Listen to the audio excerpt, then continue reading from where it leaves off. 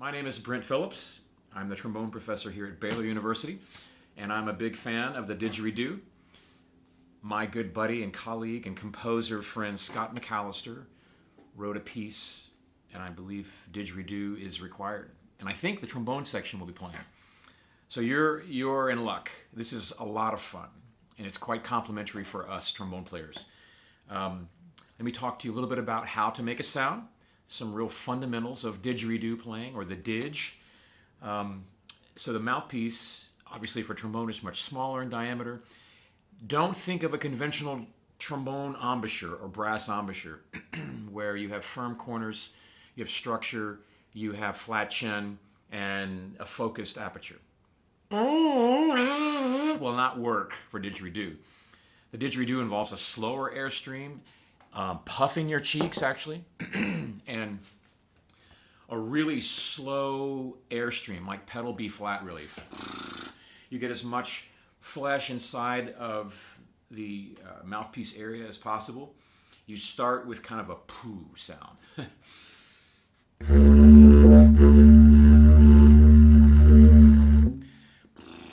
Very slow air, so it's not a loud tone. You can't really play the didgeridoo very loudly, so don't try to project. It's a cool, haunting, eerie sound, and it doesn't need to be. The louder you try to play, the faster your airstream, the tone just goes away. A couple of thoughts. To make this sort of eeeee sound, you actually do, the worst thing you should do in trombone brass embouchure playing is to pinch your cheeks, or pinch your lips together. And you can also raise your articulation, your tongue in the back of your mouth, taaah, ooooeeeee, ooooeeeee, and that'll create kind of this buzzing overtone that's really great as such.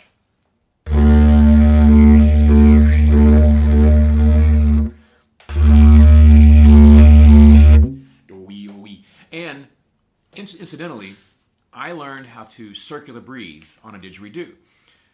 My teacher and trombone mentor, David Waters, from bass trombonist in the Houston Symphony, was an avid outdoorsman, and we would go to Enchanted Rock as a studio, and we would build a campfire, and he had a bunch of didgeridoos, and we would sit around in the middle of the night playing didgeridoo. And this is how he taught me to circular breathe. The mechanics behind circular breathing is essentially storing air in your cheeks, letting the air out without using your diaphragm. So you're not pushing air out with your lungs. You're just squeezing your cheeks and letting the air just in your cheeks exit the mouthpiece. At the same time, you inhale through your nose. So you can't do it with a cold.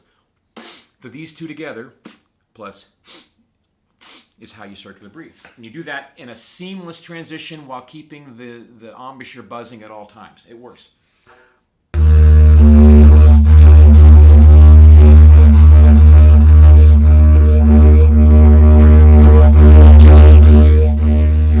It's really a very important part of didgeridoo playing, and you'll see the Aboriginals in the outback working on didgeridoo, and they're incorporating the circular breath in a rhythmic way.